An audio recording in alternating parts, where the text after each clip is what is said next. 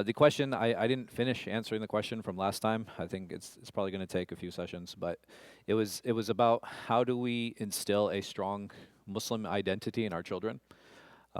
Last week, I spent a lot of time discussing, firstly, understanding what our cultural identity is. And I think that's a challenge that many of us face with our children. It's a challenge that many of our children face themselves. I said, growing up, I had this problem and I had this issue. And eventually I came to the conclusion that, yes, I'm very much American with a Pakistani heritage. And that was the conclusion that I came to. I think sometimes as parents, we want to instill and say, no, no, you are Libyan, or you are Kenyan, or you are Somalian, or, you know what I mean? And I don't know if imposing that actually works or if it adds to the confusion. For me, it did add to the confusion, and which is why I kind of came to the conclusion that I did. Because when I do that, it allows me to be comfortable that this is the language that I speak because I'm American, and this is the type of food that I prefer because this is the palate that I have because I'm American, or this is the type of poetry that I read because I'm American. But it still allows me to be proud of the architecture. It still allows me to be proud of the food. It still allows me to be proud of all of those things and where my heritage and where my family is from. Today, I want to spend a little bit more time and like, okay, well, how do we develop that religious identity? And that is, I think, sometimes where we also fail because we don't know how to differentiate between culture and religion. So I would say the first step is I need to become more informed about my deen. Like what actually is Islam?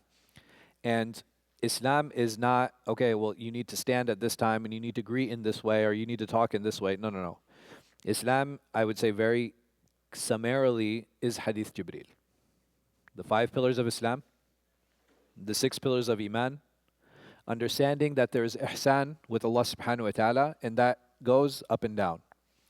Understanding that there are kaba'ir in the muharramat, and these are all things that are agreed upon. So if we talk about lying, if we talk about stealing, if we talk about ghiba, namima, backbiting, and tail carrying, if we talk about murder, if we talk about zina, these are all haram bil ittifaq, that nobody differs on these things.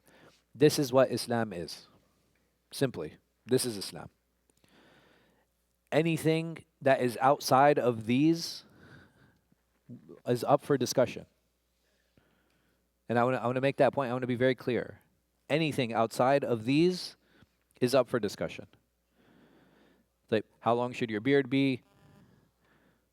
How do you pray dhuhr in this way? How do you make your sunan? When it comes to certain things about hajj, these are all issues where there's a difference of opinion, and I have no right to impose. But if someone comes to me and they says, okay, we can make 5 rakat for Salat al-Dhuhr, I mean, no, that's absolutely wrong. Or someone come and said to me, oh, Hajj, it's too busy, I'm going to make Hajj in Rajab. No, that's absolutely wrong, right? You violate. Or someone says, oh, it's okay to lie. No, absolutely not, right? These things are unacceptable. But if someone came to me and they said, okay, well, my son once, he read a fatwa that it's okay to eat KFC. Okay.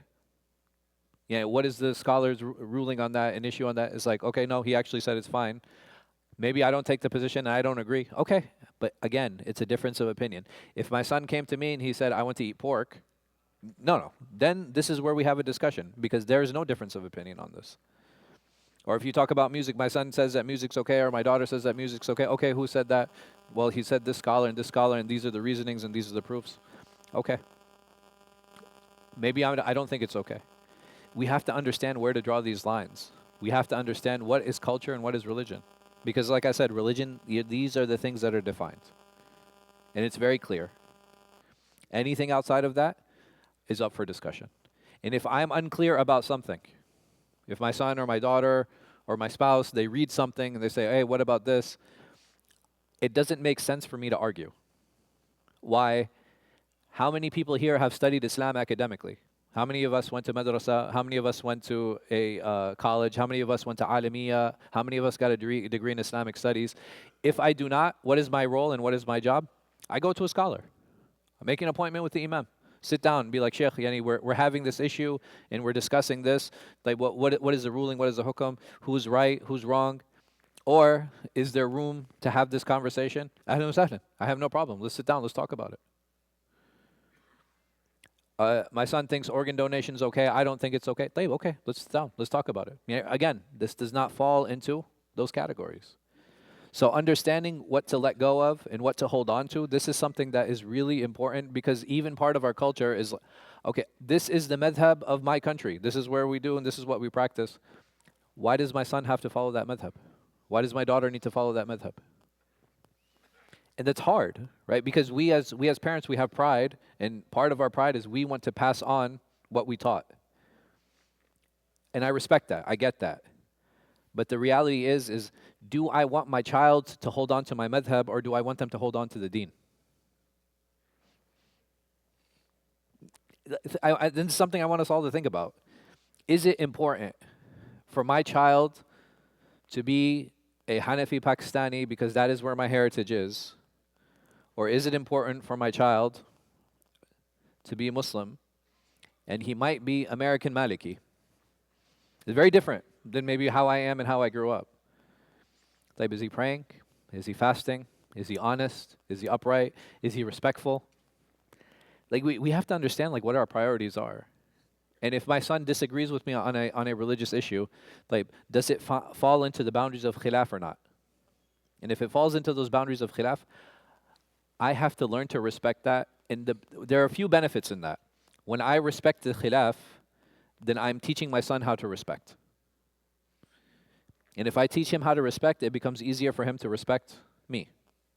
If I sit down, I have a conversation with my daughter, and I tell her these things, it's easier for her to respect me, it's easier for her to love me, it's easier for us to understand.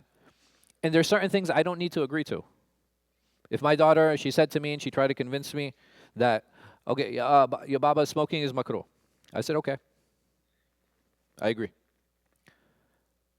But there's not going to be any cigarettes in this house. And that's fine, right? As a parent, I have every right to that. It's my home.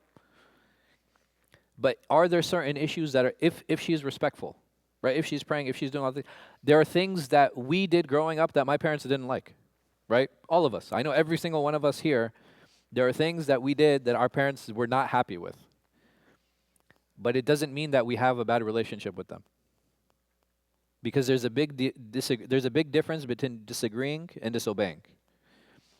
The problem with us as parents is anytime my child doesn't do something I like, that's disobeying. When the reality is some of those times it's disagreeing. Learning how to be tolerant, learning how to let go, these are all very important issues. But it's time for the khutbah. طيب جزاكم الله خير والله أعلم وصلى الله على خير خلق نبينا محمد وعلى آله وصحبه وسلم.